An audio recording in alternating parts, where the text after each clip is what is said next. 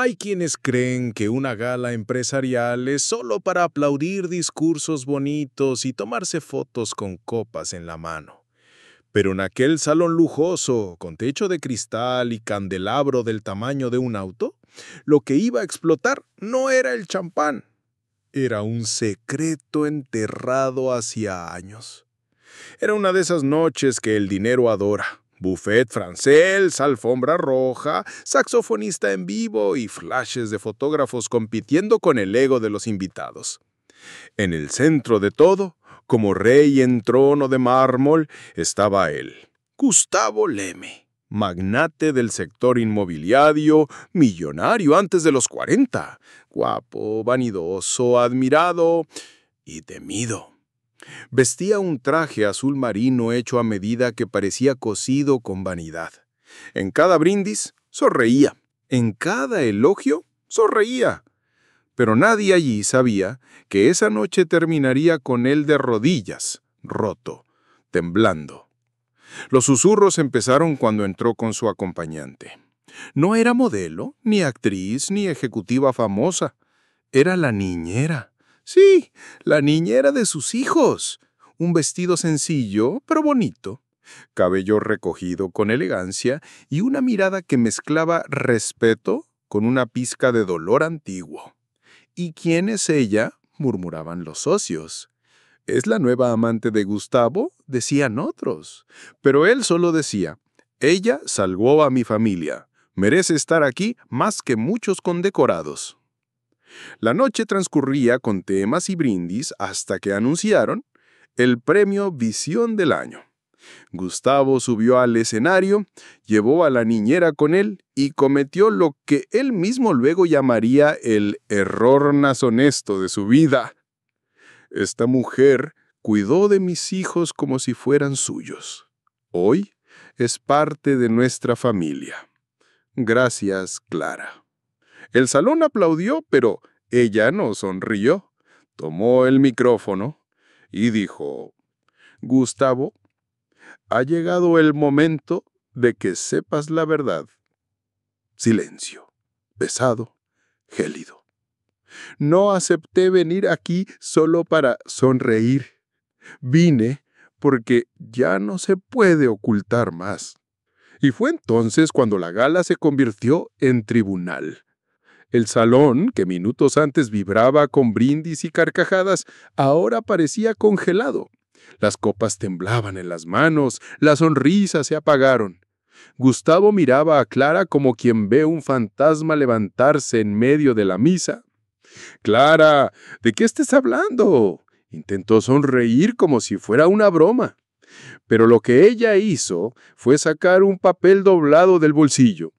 Temblaba levemente, pero no era miedo, era memoria, dolor antiguo, de ese que fermenta. ¿Te acuerdas de Francisca, Gustavo? La pregunta cayó como cuchilla. El nombre golpeó seco en su pecho, y por un segundo él parpadeó distinto. Solo quien observaba de cerca vio la grieta en aquel rostro que hasta entonces era puro mármol. Francisca, repitió, confundido, o fingiendo estarlo.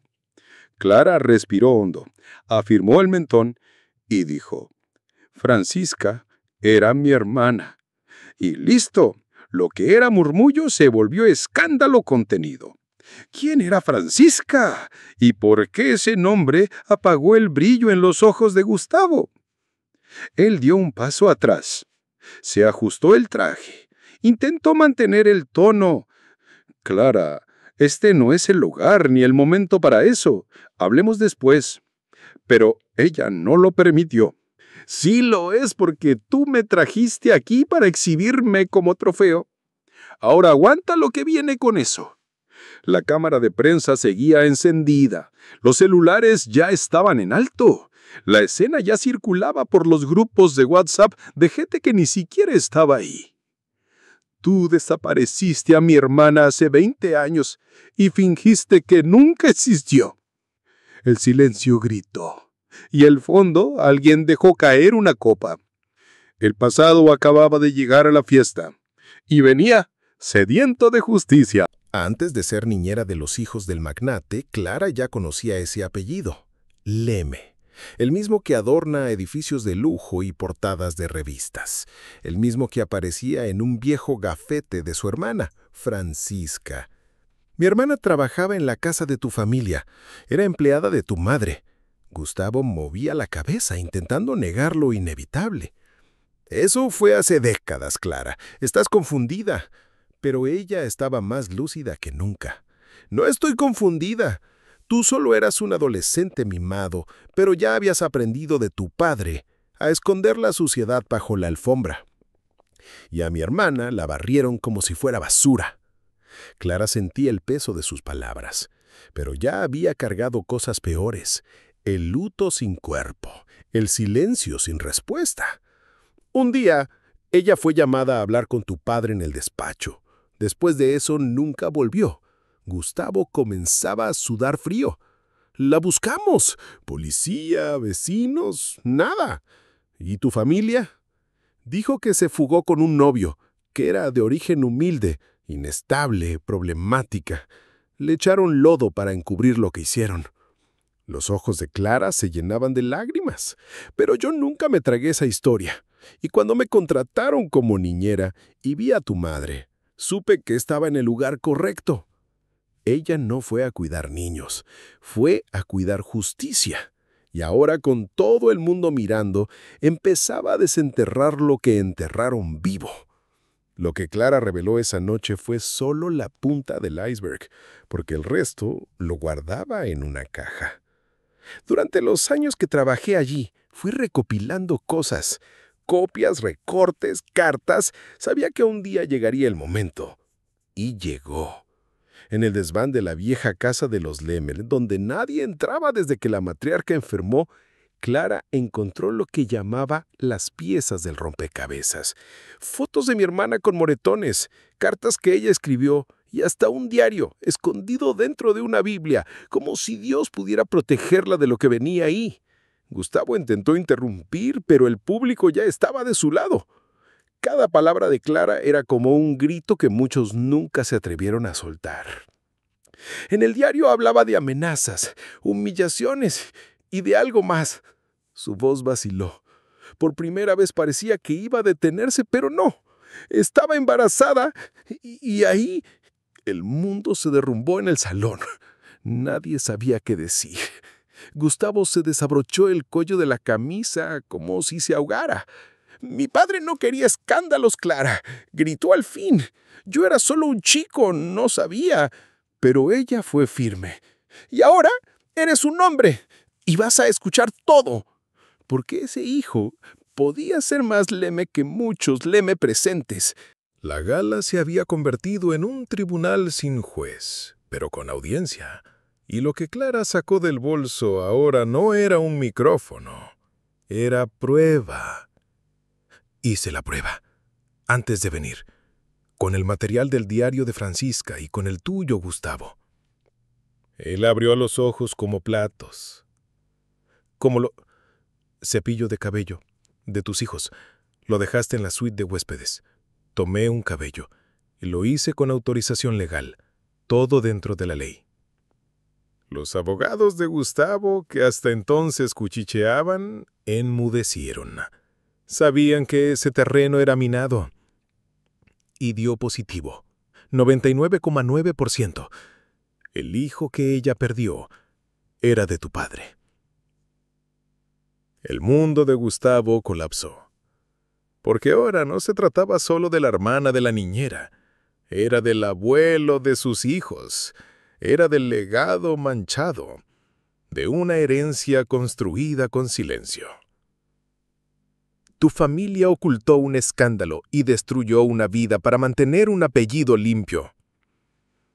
El magnate, el rey del mercado, el intocable, cayó sentado, blanco, sudando, temblando. ¿Qué quieres?, preguntó con voz apagada. Y Clara respondió sin vacilar. La verdad. Solo eso. pero la verdad, amigos, suele costar más que cualquier premio de aquella noche. Al día siguiente, el nombre Clara no salía de los periódicos, sino como la mujer que desenterró el pasado de la familia más poderosa de la ciudad.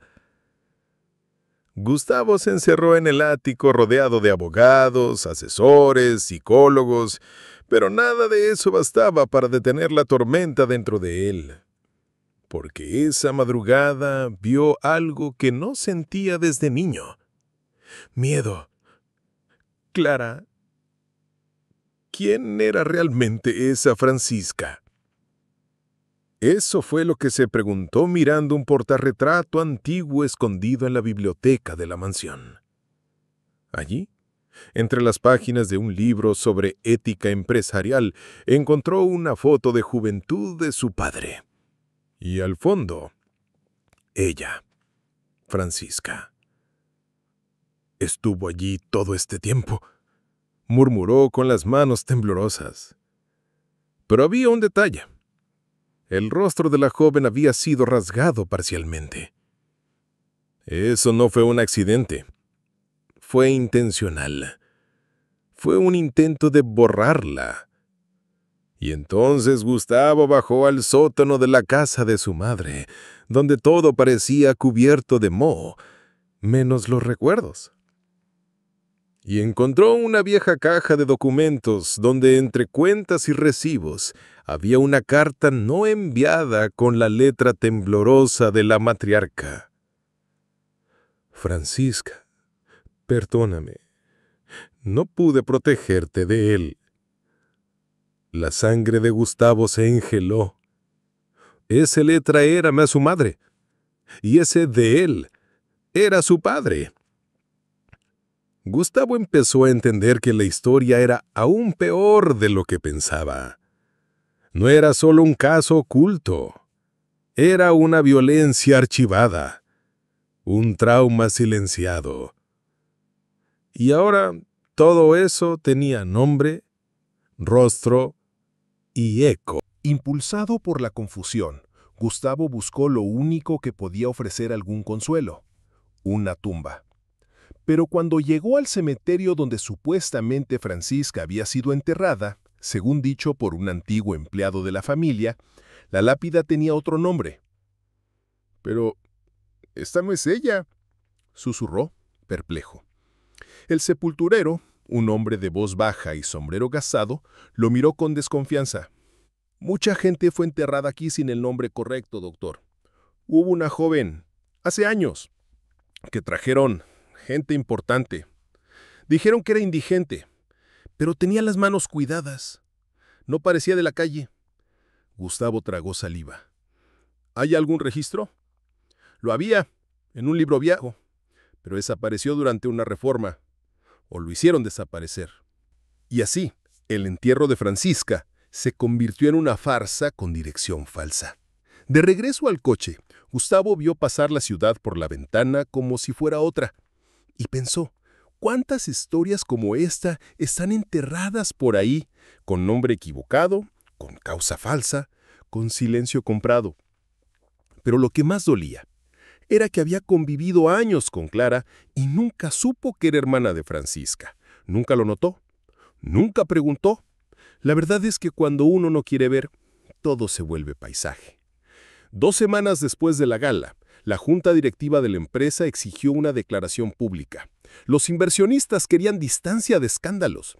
La imagen del Imperio Leme se desmoronaba más rápido que un edificio mal construido. «Tienes que retractarte», decía el asesor. «Decir que fue una confusión, que la chica estaba emocionalmente afectada». Pero Gustavo no respondió. Solo miraba un sobre blanco sobre la mesa.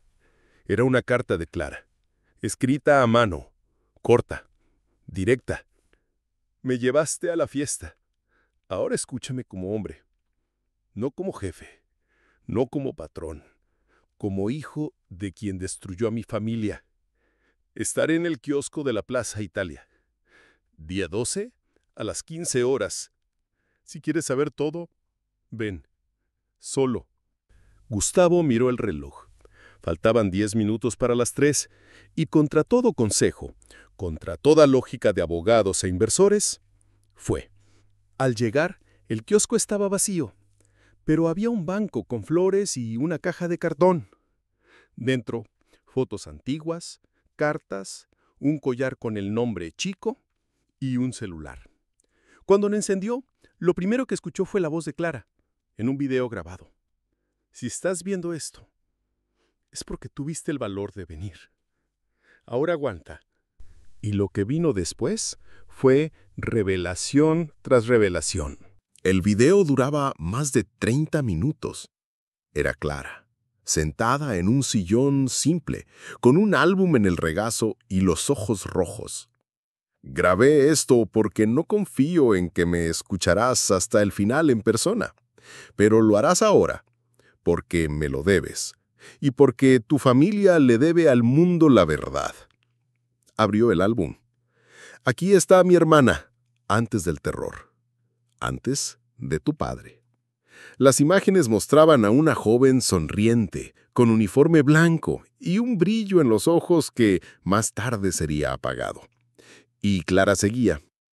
Entró a la casa de tus padres con esperanza y salió de allí embarazada, destruida y amenazada.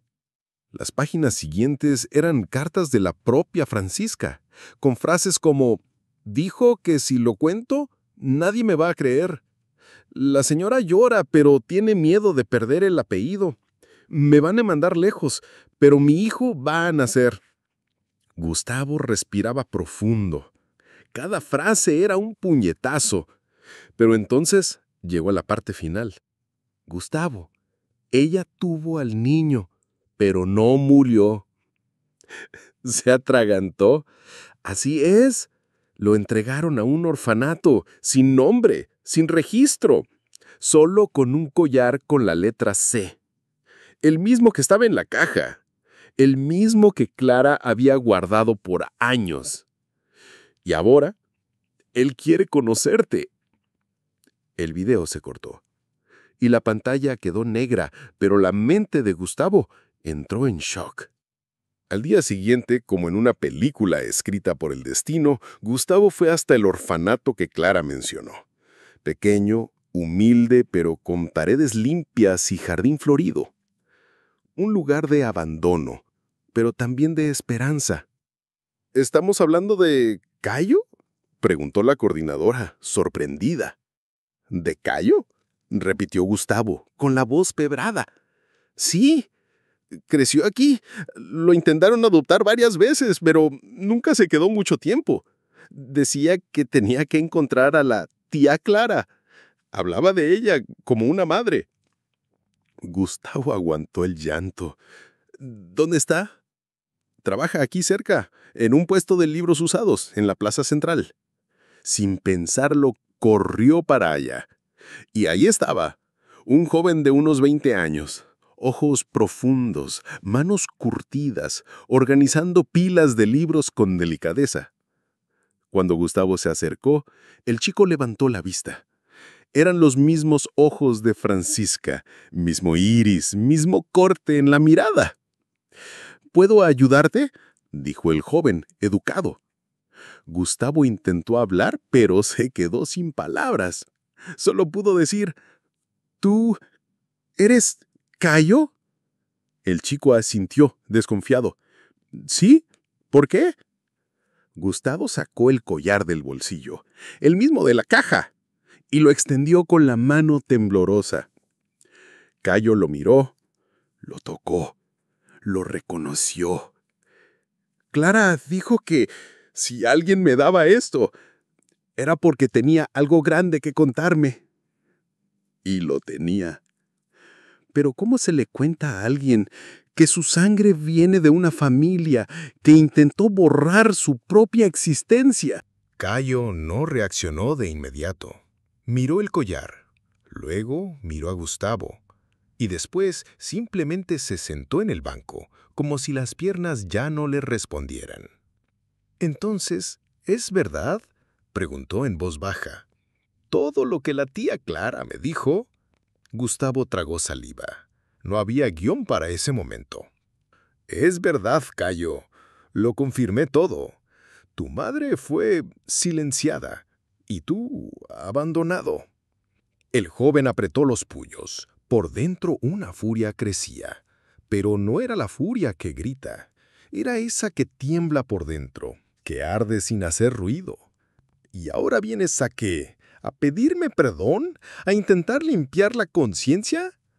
Gustavo bajó la mirada. No tenía defensa. No vengo a justificar nada. Vengo a escuchar, a reconocer, a asumir lo que mi familia hizo. Cayo soltó una carcajada amarga. Tu familia nunca me quiso. Solo querían enterrarme con ella. Y entonces se levantó. No soy tu hijo. No soy tu sobrino. No soy tu responsabilidad. Soy lo que sobrevivió al olvido. Gustavo intentó tocarle el brazo, pero Cayo se apartó. No me toques. No todavía, porque lo que ustedes me robaron no se paga con lágrimas ni discursos. Y se fue, con la cabeza erguida, los ojos llenos de rabia y el corazón cargando el peso de una vida escondida. Esa noche, Gustavo no durmió. Leyó todo lo que Clara le había entregado, las fotos, las cartas, el diario. Pero lo que más le dolió fue una hoja suelta, amarillenta, escrita por Francisca. Era una carta que nunca se envió, dirigida a su hijo. No sé si algún día leerás esto. No sé si sobreviviré a lo que me están haciendo. Pero si algún día alguien te dice que tu madre te quiso, cree en esa persona. Porque desde el primer latido, mi amor fue tu refugio.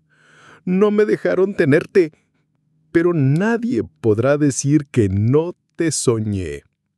Gustavo lloró, como un niño, como nunca antes. Al día siguiente, fue hasta la casa de Clara. No con excusas, no con promesas, con esa carta en la mano. Clara, necesito encontrar una forma de reparar esto. No sé cómo, pero necesito hacerlo. Ella lo miró en silencio. Luego, tomó la carta, la reconoció y dijo: entonces, empiece escuchando lo que él tiene que decir. No con tu apellido, con tu humanidad. Gustavo asintió. Y por primera vez, se sintió más hombre que millonario. Hay cosas que pesan más que el oro. Un pedido de perdón sin excusas. Y esa noche, lo que se sirvió en la mesa no fue solo comida, fue verdad cruda. Clara llegó puntual. Vestía un vestido sencillo, de esos que se eligen no para impresionar, sino para mostrar firmeza. Su rostro traía la serenidad de quien ha sufrido sin perder la dignidad. Cayo llegó detrás, callado, con las manos en los bolsillos y la mirada desconfiada. Gustavo abrió la puerta con una sonrisa vacilante. Nada de mayordomos, nada de ostentación. Solo él, con delantal, el rostro sudoroso por la cocina. Perdón por el desorden. Intenté hacerlo como lo hacía mi madre. En la mesa, arroz recién hecho, pollo dorado en sartén, ensalada rústica, jugo de cajú, una cena de verdad, sin vajilla dorada. Pero el silencio, ese sí pesaba, como plomo en la garganta.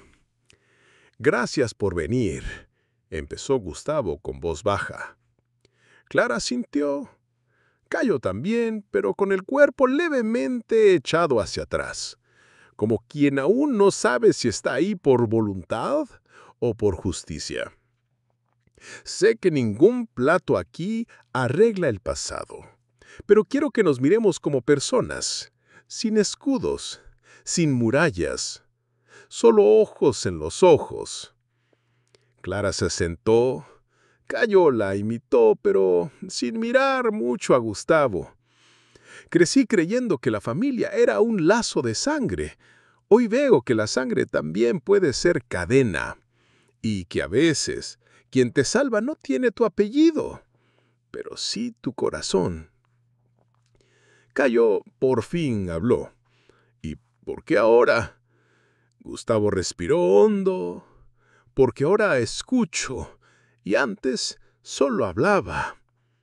La cena siguió con pausas largas, bocados dimenos, hasta que Clara contó de una noche en que Francisca lloró en su regazo, susurrando que tenía miedo de desaparecer sin que nadie la recordara.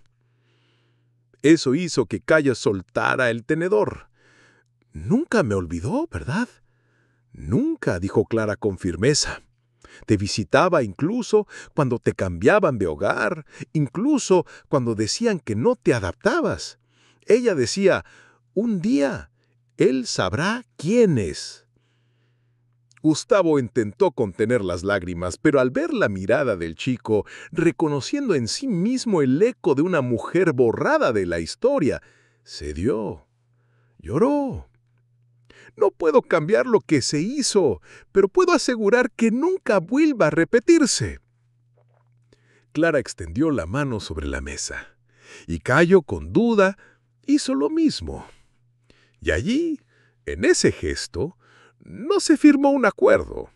Se sembró el perdón, un perdón tardío, pero limpio. Los días siguientes fueron de reconstrucción. Pero como toda casa antigua, antes de levantar nuevas paredes, hay que demoler lo podrido. Gustavo convocó a la junta directiva de la empresa Leme, sala llena, trajes impecables, gente importante.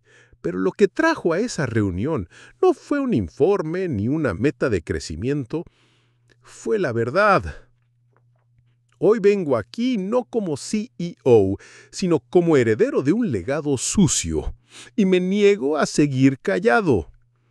Algunos tragaron saliva, otros fruncieron el ceño. Mi familia borró a una mujer, escondió a un hijo, silenció a una hermana, y la empresa creció con ese silencio. «Eso nos va a destruir en la prensa», dijo uno de los consejeros. «Entonces que destruya y que renazca distinto». Fue entonces cuando presentó el proyecto el Instituto Francisca, una fundación dedicada a mujeres víctimas de violencia con atención psicológica, legal y formación profesional.